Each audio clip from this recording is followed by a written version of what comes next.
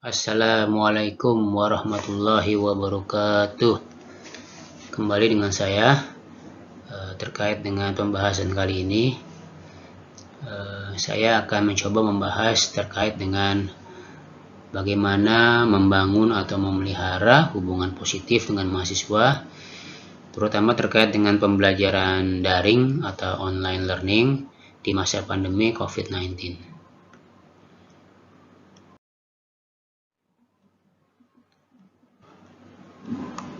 Baik, di sini ada penjelasan seperti apa shifting atau pergeseran paradigma pembelajaran tatap muka ke pembelajaran daring. Jadi pada masa pandemi ini memang ada pergeseran yang sangat drastis, sangat mendadak dari pembelajaran tatap muka ke pembelajaran daring ya atau online. Nah, di sini saya coba membahas seperti apa sih pembelajaran tatap muka. Yang kita pahami adalah merupakan pembelajaran langsung antara dosen dengan para mahasiswa yang terjadi di dalam kelas atau luar kelas dengan dilengkapi sarana pembelajaran dalam suasana interaktif dan kooperatif. Nah, saya coba bandingkan apa itu pembelajaran daring atau online, yaitu pembelajaran berbasis moda pembelajaran digital atau menggunakan jaringan tanpa batas ruang dan waktu yang dilakukan dosen bersama para mahasiswa. Lalu saya coba kenalkan apa itu yang dinamakan pembelajaran bauran atau blended learning. Jadi blended learning merupakan pembelajaran yang melibatkan gabungan atau kombinasi antara pembelajaran face to face atau tatap muka ya dengan pembelajaran daring atau online. Nah, salah satu yang paling sering digunakan dalam pembelajaran blended learning atau pembelajaran bauran ini adalah model flipped learning classroom. Nah, terkait dengan pembelajaran daring, bahwasannya memang pembelajaran daring ini sangat memerlukan aspek mentalitas, lalu aspek fisik, lalu aspek infrastruktur, ICT ya atau IT, lalu aspek harmoni interaksi atau komunikasi, dan penyediaan bahan ajar, juga media pembelajaran, serta aspek asesmen atau penilaian.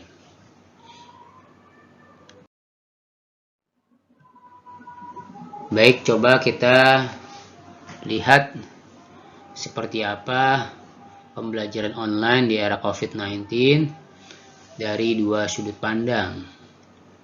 Saya mulai dari sudut pandang dosen. Yang pertama, karena memang ini sifatnya mendadak, ya shifting tatap muka ke pembelajaran daring, maka tentunya dosen memandang merasa kurangnya kesiapan bahan ajar berbasis digital. Lalu yang kedua, kurangnya ketersediaan media pembelajaran berbasis digital. Lalu yang ketiga, kurangnya kesiapan mengajar atau bekerja di rumah. Lalu yang keempat, kecanggungan dalam menggunakan metode pembelajaran online untuk diterapkan. Nah, ini terkait dengan judul yang tadi saya sampaikan di awal.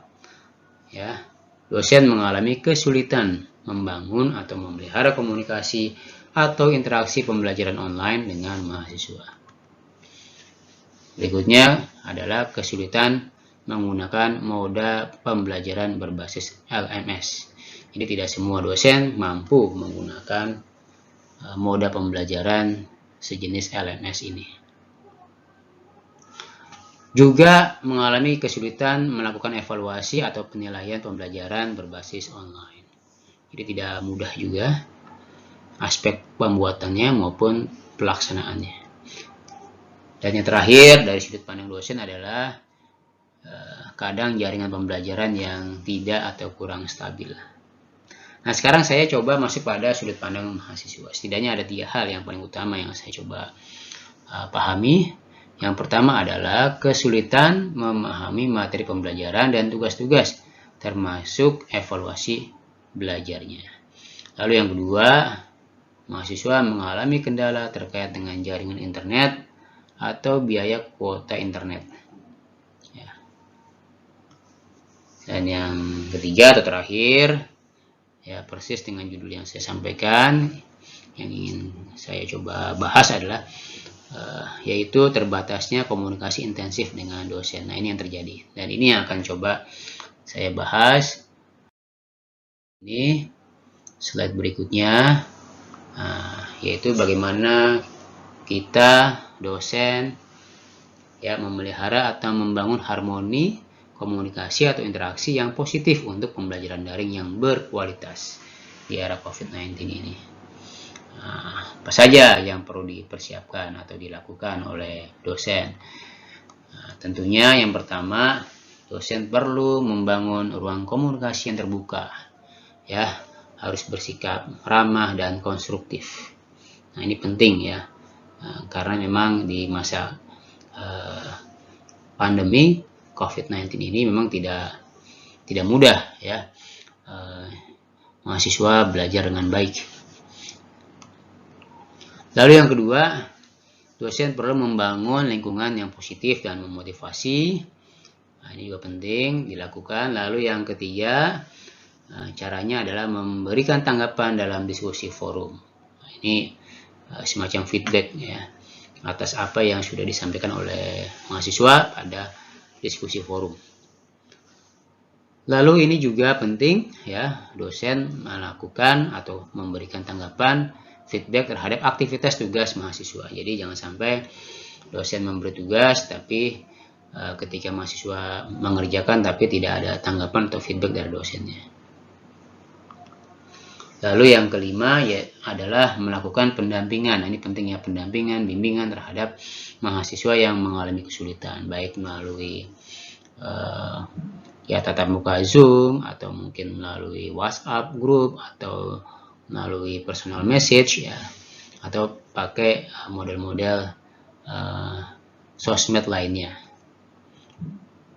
Nah, ini yang terakhir menurut saya penting yang perlu dimiliki oleh dosen pendidik ya, terutama di era COVID ini, yaitu guru perlu menjadi pribadi yang ideal ya bagi mahasiswa. Seperti apa? Yaitu punya sifat rasa kasih sayang, lalu sebagai penyuluh yang jujur, lalu menggunakan cara yang halus dan simpatik, serta bersikap toleransi.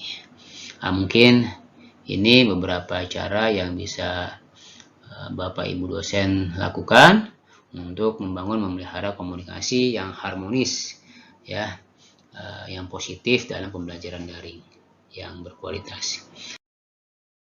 Demikian dari saya, kurang lebihnya mohon maaf. Saya akhiri.